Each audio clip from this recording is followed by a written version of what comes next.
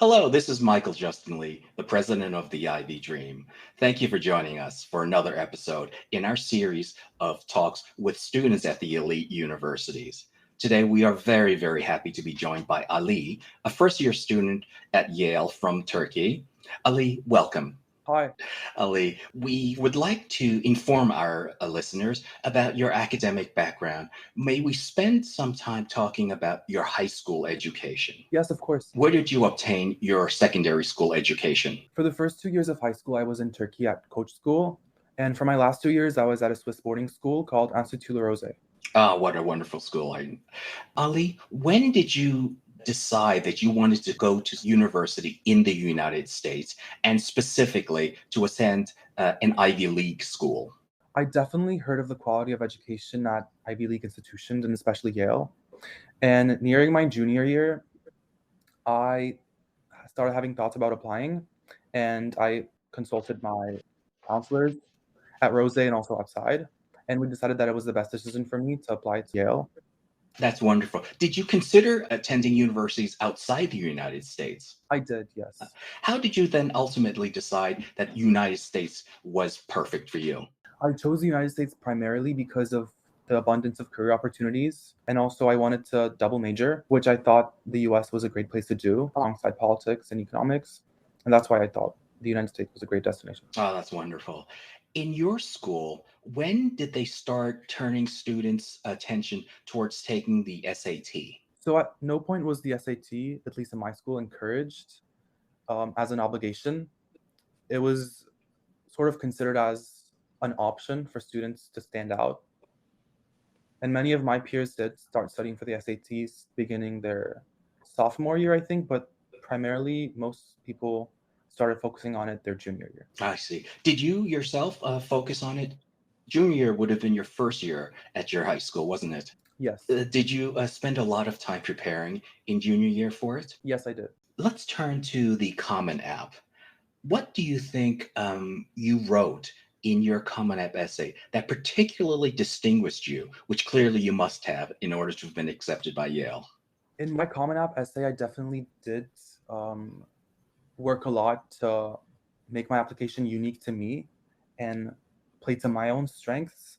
And in that sense, I've I've enjoyed writing for a long time, and therefore I used each of the specific requirements for the Common App essay to focus on different aspects of myself. There were some that I focused on being an artist and doing ceramic sculptures, and there were some others that I focused on community outreach and leadership. Yeah, could we delve into that a little bit? Your activities outside of the school, outside of academics. What was your focus on doing those? So I did heavily focus on my internships, which I had four of by the time I applied to Yale. And also I talked about community building and the advocacy projects I did while in Rosey.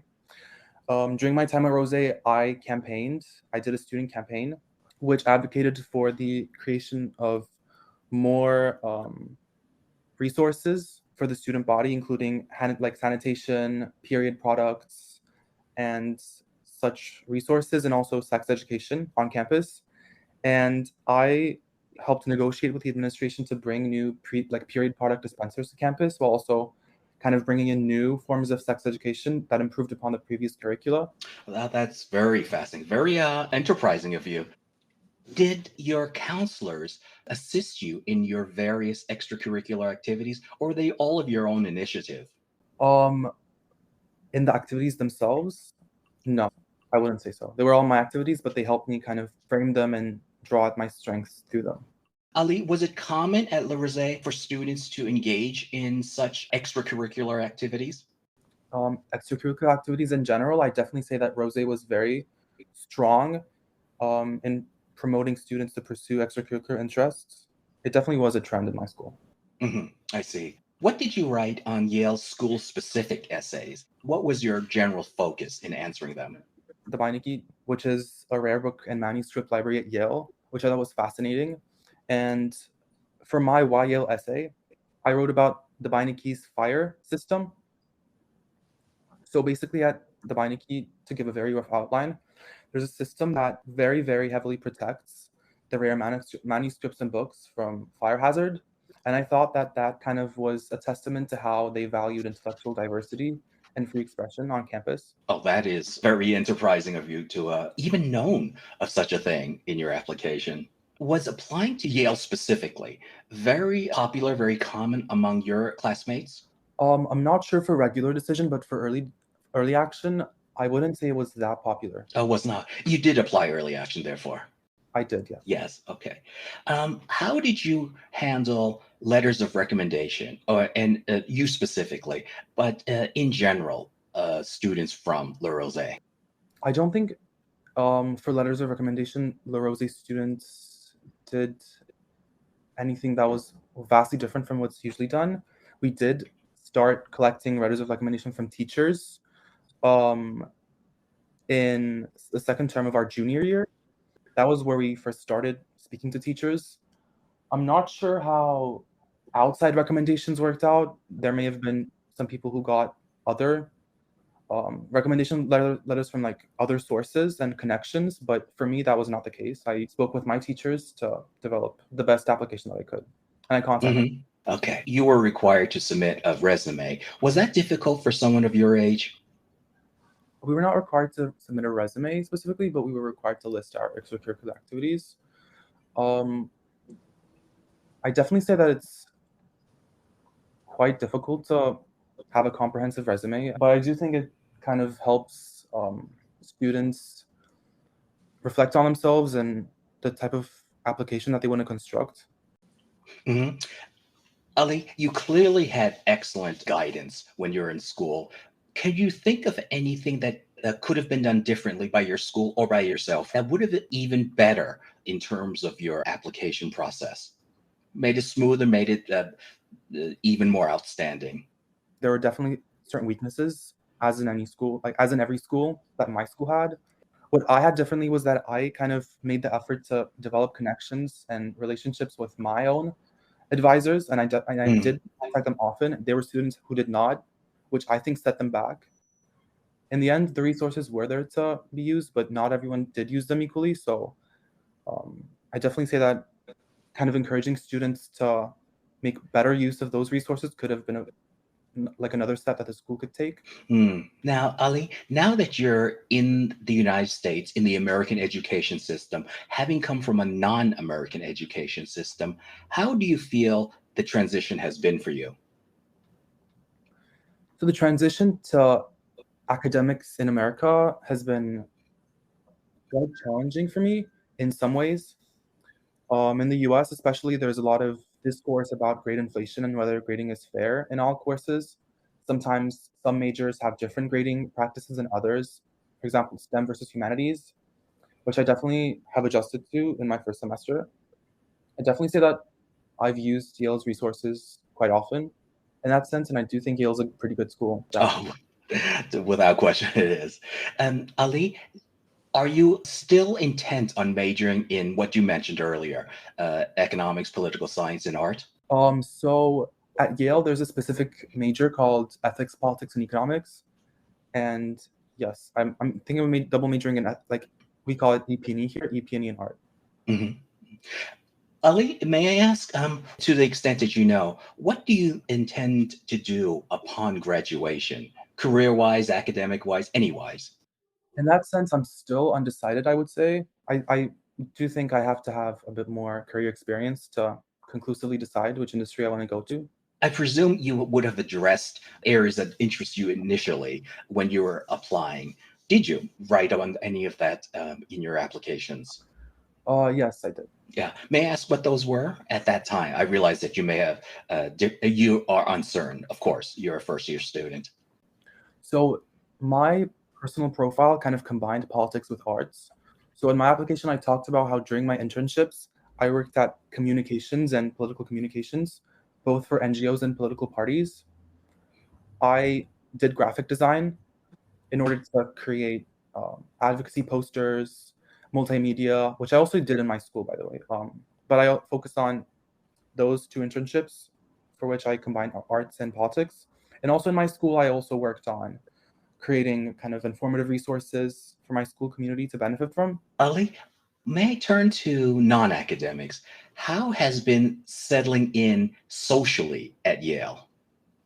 So I definitely say that the American social scene is very different from Europe or Turkey. Social-wise, I do think American universities are great to develop your social skills and your ability to develop connections. And Yale does have its own issues when it comes to like adapting students or academics, etc. But like there's an abundance of counselors that help you navigate social life for like each community. There's a lot of cultural centers. There's great international advising, although I'm not going to say it's perfect because it does have its flaws. I definitely have used Yale's resources a lot. Was it comfortable adjusting to Yale's specific residential college system? I do think the residential college system has its own benefits, and first years are required to have a meal plan that requires them to attend every meal at dining halls. So I definitely say that that's its strength. Ali, for our listeners, our audience members who are very motivated, what are the five major tips that you would have for those who want to follow in your footsteps? Oh wow. Okay. So I definitely say number one has to be to not to okay, this is gonna sound counterintuitive, but like primarily I'd say just focus on yourself. I think that was a major issue for me because at that time when I was applying, everyone told me that arts and politics were too unrelated and that I wouldn't kind of have a main strength to draw on, which turned out to be incorrect. And so in that sense, I definitely say to listen to your gut and to yourself before anyone else. And for two, I'd say to start early because I know of a lot of people who start the college application process too late. And at that point, there's nothing to do to improve their application and they kind of go into it unprepared. So I definitely recommend starting as early as possible. For three, I definitely say to surround yourself with people that are honest to you because in a lot of cases, we students think that as compared to our school community, we're special or different. But like considering the entirety of the application pool, I wouldn't say that anyone is necessarily unique in any sense as much as we think we make ourselves to be. So I definitely say that having people who are honest and straightforward with you kind of helps develop like self-awareness. For four, I definitely recommend working on your writing and just kind of revising your application essays. And five, I definitely say to like be consistent with your efforts because I do think that a lot of people kind of tend to pack on a lot of extracurricular activities nearing the end of their high school experience. So I definitely say that like starting early in high school with projects with different areas of interest would be more impressive to like additional. Ali, you have given us five wonderful, very impressive tips. Thank you so much for those. You and you've named them off the top of your head incredibly well. Thank you. Ali, what does success mean to you? What does success mean to me? Wow. I definitely think that success has to do with how you see yourself and how you feel being in your own skin. I wouldn't say that success is the same for everyone else as it is for me. I definitely think one of my biggest successes is having so much international experience and moving around so much in the last couple of years. And in terms of life goals, how would you define success? I think that success has to do with how you kind of set yourself apart from other people in many ways. If, for example, in the American college system, there's a lot of people that just define success to be good at STEM or like to get into finance or just get internships. But I think it's just to be different than others and to have skills that others can't do or replace. That's wonderful. Ali, you have given us a wealth of information, and I think many listeners of our podcast will benefit tremendously from it. I'd like to thank you so very much for giving us this time, for sharing your knowledge and your experiences. And it is our hope that you will continue to greater and greater successes of your own. Thank you so much for having me.